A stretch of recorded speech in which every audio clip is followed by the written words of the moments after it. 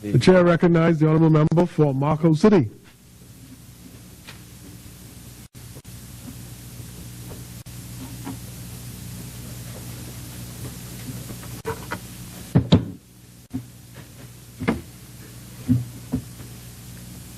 Mr. Speaker, I am honored as always to rise on behalf of the good people of the Marco City constituency, and I do so on this occasion in support of the National Tripartite Council Bill of 2014.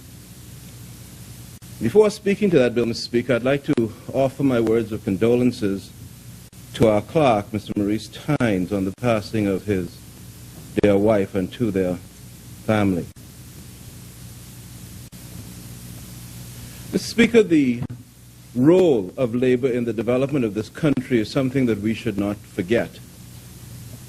Whether we start at the Burma Road riot in the 40s or taxi strikes in the 50s, or even if we go all the way to majority rule itself, and remember that labor was the pivotal vote, along with Mr. Brennan, that got this party to the point of majority rule. We see the role of labor, and a very forceful role of labor, in the making of our democracy. So much so, Mr. Speaker, that the right to join trade unions is actually a constitutional right in our country. That is somewhat unique. Most countries have never elevated that right to that level. The right to join a trade union has been enshrined in our Constitution. And that speaks to the role of trade unionism in securing the democracy that we presently enjoy. I say that, Mr. Speaker, well aware of the detrimental impact that trade unionism has also had on our country through the overzealous, immature application of trade union activity to businesses. And we recall easily the role that that had in at least the disaffection and some would say the demise of the tourism industry in the 70s and 80s. And so a balance has to be struck between active trade unionism and negative, overzealous trade unionism. One is positive and one is negative. And in that respect, Mr. Speaker, I believe that something has gone terribly wrong in our country, insofar as the impact and the role of trade unions in our country has become greatly marginalized and almost of no real significance in the day-to-day lives of our people. And that is bad, not only for trade unionism, but for our democracy. And that is the reason I started in the way that I did, to point not just to the historical role of trade unionism in the Bahamas, but to the positive effect that active and vibrant trade unionism has had on our democracy and on the welfare of our people. You know, there was a time, Mr. Speaker, when that saying, "It's not what you know, but who you know," was actually a negative statement. It was a lamentation, it was a complaint. It was something that was said in protest. But we've gotten, some would say, past that, and I would say we have regressed to the point where that statement is actually seen as something to brag about. That is not what you know, it's who you know. And that is the same part of that negative coin that I'm speaking of. This should be a meritocracy, Mr. Speaker. People should advance based on their ability and their accomplishment, and not simply on who you know. And an active trade union within our Commonwealth, trade unionism within our Commonwealth, will help in that score. Now, government jobs, government housing, government contracts, it's all what you know. And I'm not critical of this government, my government, in saying that. It's been true of all governments since we were independent. And it is one of those things that we take as a given. And it's what I continue to refer to as political tribal warfare in our country. It is not for the good of our country. We have to move back to a meritocracy. We have to get back to the point where those who advance are the best amongst us. And all the others have an incentive to improve their skills, to improve their craft in order to advance. This idea of weak trade unionism and strong, I would say regressive, political intervention is not good for the country. And so, Mr. Speaker, I have to ask, to give an example, or a few examples, where is the trade union voice on those types of things? Where's the trade union voice, for instance, Mr. Speaker, on VAT? VAT is a tax on the middle class and the working class and the poor, and we're beginning to see the effect of that. Where's the trade union voice on that? And is it not that trade unionism has been compromised because the political interests of the leaders have been elevated above the interests of their members throughout all successive governments? And how can that be productive in a country as ours? Where is the voice on all sides of issues? You know, I remember the words of Voltaire that you can disagree with someone, but you fight to the death for their right to speak their mind. And that is what I keep calling a contest of ideas. We need to have a contest of ideas in this country. And while we are debating a tripartite bill that we all agree with, I don't want there to be an illusion and a misguided notion of comfort that by passing a bill all labor issues will go away. That is simply not going to happen. And I certainly don't want the trade unions to become even more comfortable, or to use another phrase, more ineffective in representing the interests of their members because of more and more reliance on political intervention in their issues. So where's the trade union contribution, voice, on the impact of revenue legislation on the people who they are supposed to represent? And how is it we hear this resounding silence? You know, Speaker, I'm a bit concerned, and I voice these concerns all over the place, but, you know, ultimately this is the place where they are finally to be voiced. I'm very concerned with the way in which VAT is being calculated on goods entering this country. The government has put out some papers on it, and it's there for everyone to see. You bring in goods, VAT is not on the goods, their cost, their transportation, and their insurance in entering the country anymore. VAT is on that plus customs duty. And so VAT is now a tax on a tax. Where's the voice of the trade union in this? It impacts your membership as much as it impacts our constituents.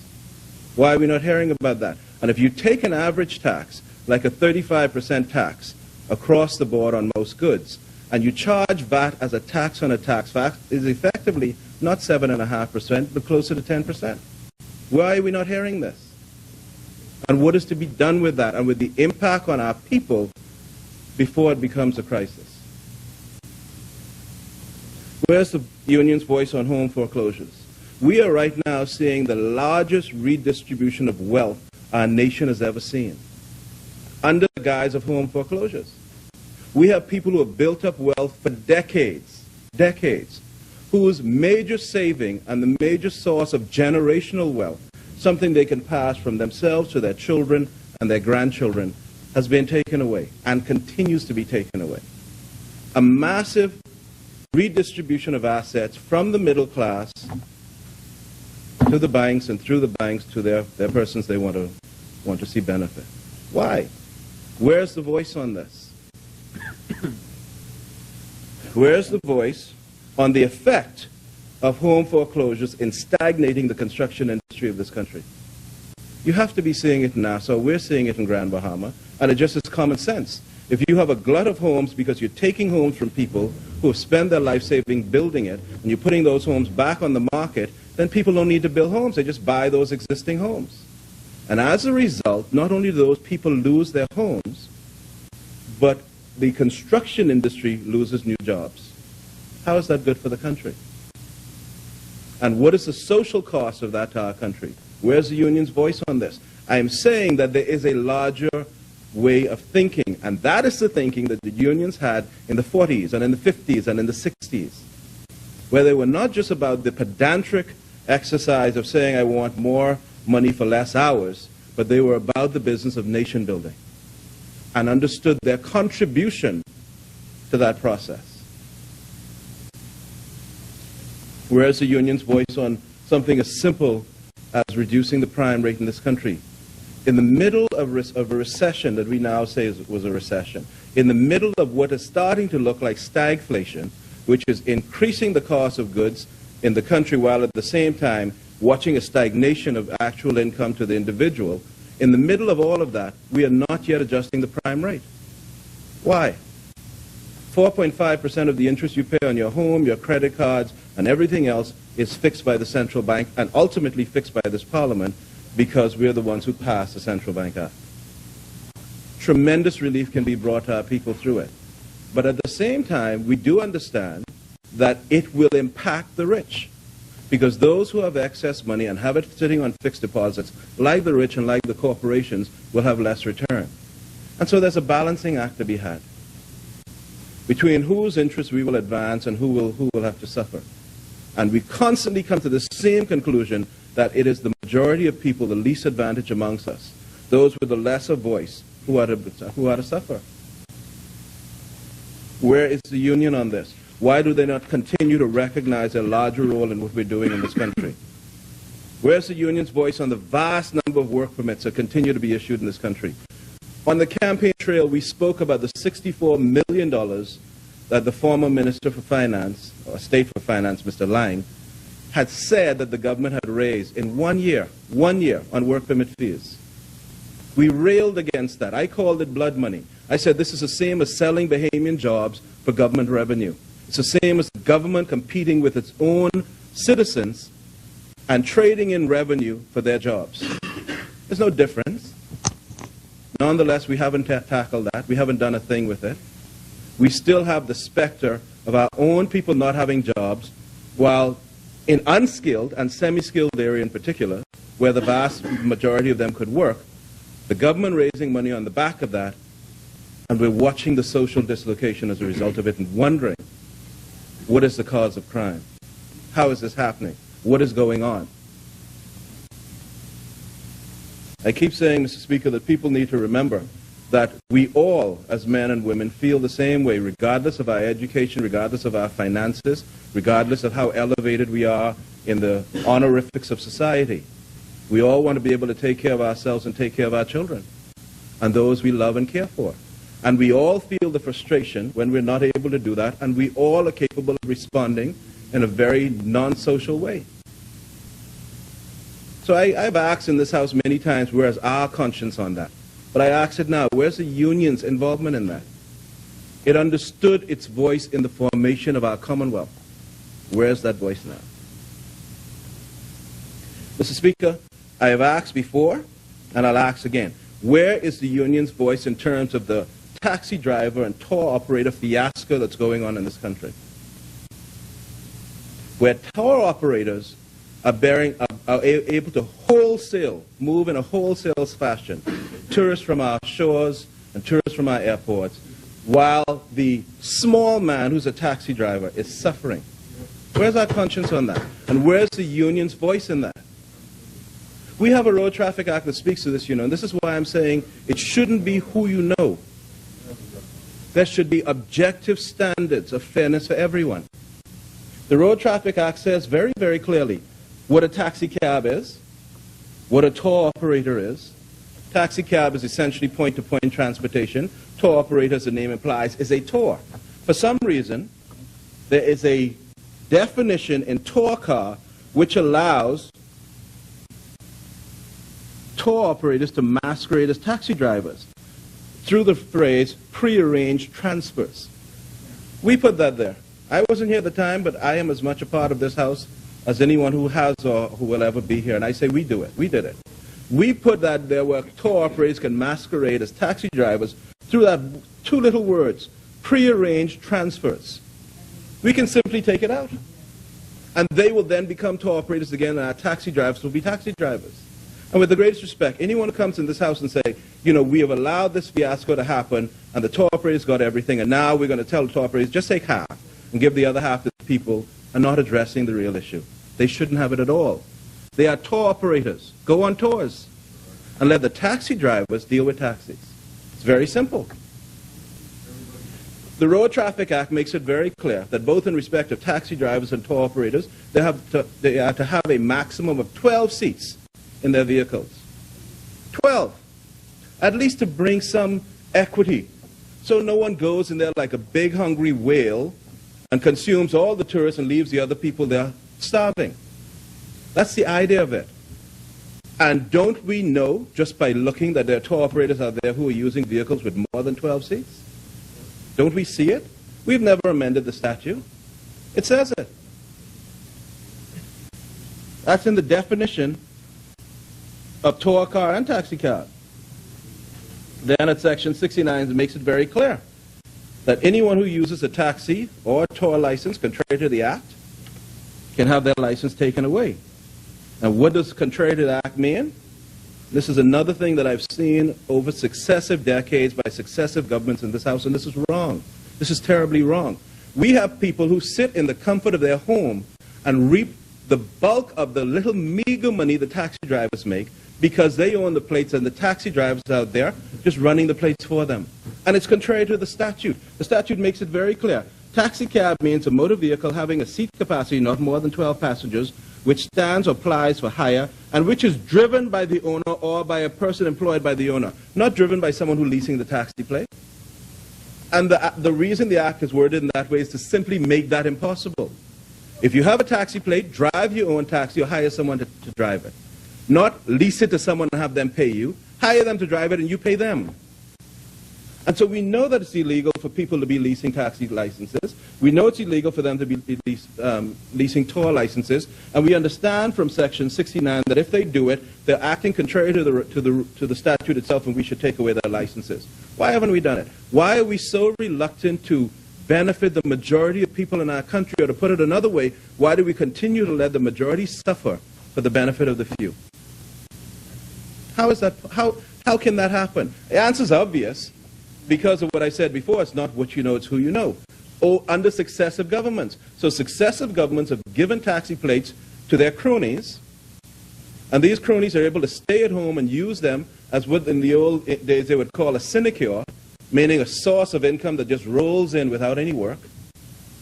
And the people who are out there trawling for the meager amount of tourists that the tour companies do not take, and make a couple dollars, must use the bulk of those dollars to pay these guys who have the taxi plates and are not doing the work and are not driving or paying someone to drive their vehicles. How can that be right?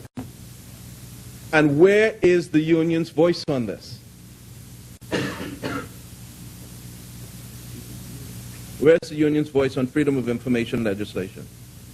Not the joke that the F&M passed when they were here and wouldn't bring into effect. Where's the union's voice on real freedom of information legislation?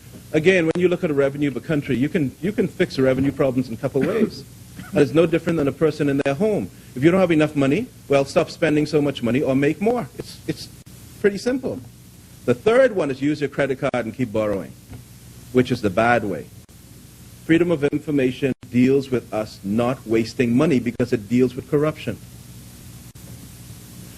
It is not a sufficient answer for any government to stand up and say, we will pass freedom of information legislation about 6 months before we go to the next election.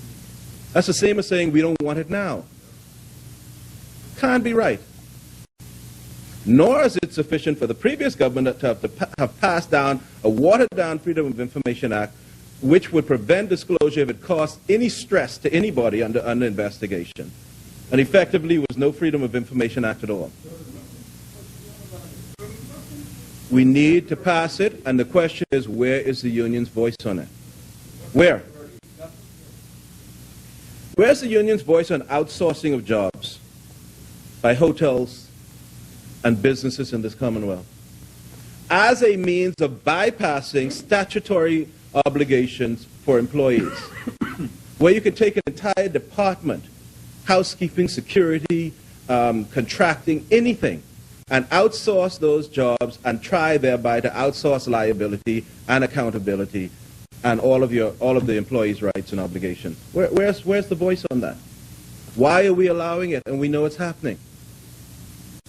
You only have to look at the shipyard or at Memories or at Club Fortuna in Freeport, and I'm sure there are a pile of places over here, Why? Why is it being allowed to happen? Where's the union's voice on minimum wage legislation? I'm very happy to hear that two of my colleagues in the cabinet have now finally voiced their support for that.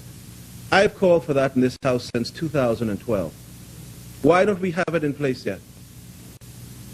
And why is it that we're comfortable increasing taxes on the people who are most vulnerable and as an afterthought saying, let's talk about their income? Let's get to it. And why is the union silent on it? Why are the unions silent on it?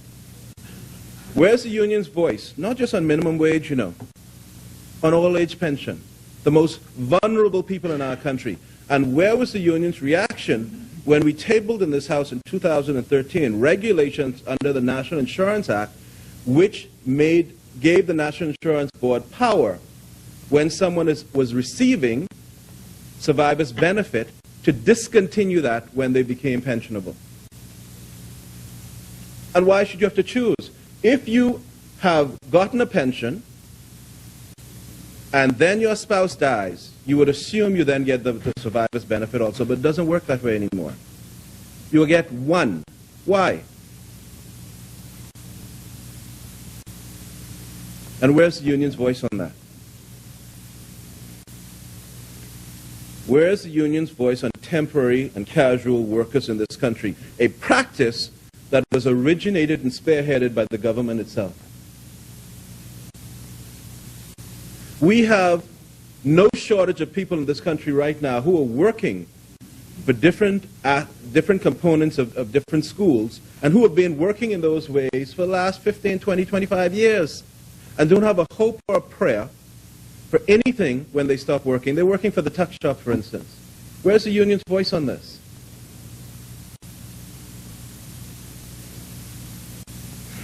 Instead, it seems that the unions have become so political that they've become paralyzed and have compromised the members of the interests of their members for the political loyalty of the leaders of those unions. You know, Mr. Speaker, I can remember the words of something they call the Negro National Anthem. I prefer to think of it as a national anthem of the oppressed. We have come over a way that with blood has been watered. We have come treading our path through the blood of the slaughtered. Facing the rising sun of a new day begun, let us march on till victory is won. That's a union call. And when you think about it, it is a voice of democracy. Because it is the voice of the majority who happen to also be the weakest amongst us. And when they act collectively, finally have a voice of influence. And you know, it's interesting how much our own national anthem is indebted to that so-called Negro National Anthem. And how much our own national anthem, our own kind of statement of our aspiration as a nation and our sense of what it is to have fairness, is a national anthem of unionism. You know, before I go to that, let me just make this point very clear. I represent a lot of companies. And this is where trade unionism is important, because you need to have equal voices around the table. When I spoke against VAT, I mentioned that my point was we need to have equity in our taxation system. Trade unionism is only equity in the working arena. And with the clear knowledge that a trade union has the right to strike, and when they use that right, they run the risk of being fired. And an employer has a right to lock out, and when they run that right, they run the risk of their employees quitting on them. And it is those two competing rights and risks that lead the way to a happy medium of compromise. But if one person at the table is far stronger than the other, it is not just bad for that company, it's bad for the country, because it leads to so much social injustice that inevitably it leads to social unrest. And again, for all those who claim they don't understand what's happening in our country and crime, I really suggest they think about that. And look to the history of our country, the parallel between the reduction or the lessening of worker rights and the lessening of the standards of living of the workers and the parallel increase in social dislocation and crime. Just look there.